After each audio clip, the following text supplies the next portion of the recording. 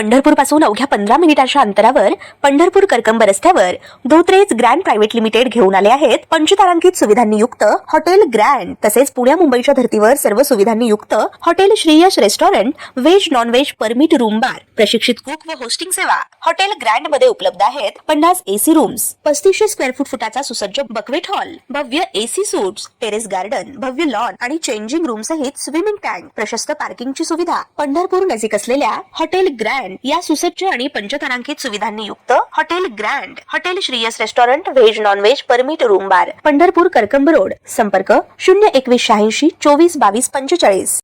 ताज्या घडामोडी पाहण्यासाठी आमच्या YouTube चॅनलवरील PVR म्हणजेच पंढरी वार्ता या न्यूजला सबस्क्राइब करा आणि शेजारील बेल आयकॉनवर क्लिक करा।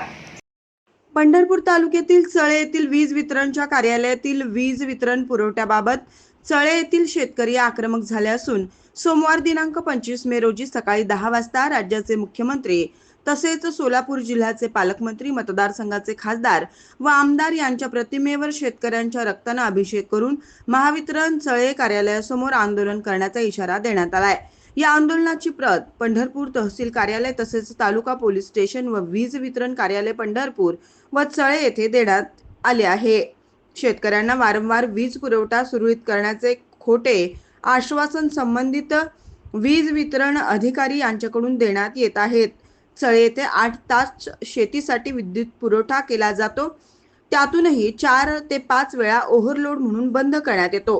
त्यानंतर 24 तासांपैकी 8 तास शेतीसाठी सप्लाय व राहिलेली 16 तास विद्युत पुरवठा ओव्हरलोडमुळे बंद केला जातो। म्हणजे 16 तास सिंगल फेज दिली जात नाही। त्यामुळे चळे येथील युवा शेतकरी आता आमदार, खासदार तसेच जिल्हा परिषद सदस्य, पंचायत समिती सदस्य यांना वैतागलेले असून आता शेतकऱ्यांनी आक्रमकपणे आपला प्रश्न आपणच सोडवायचा।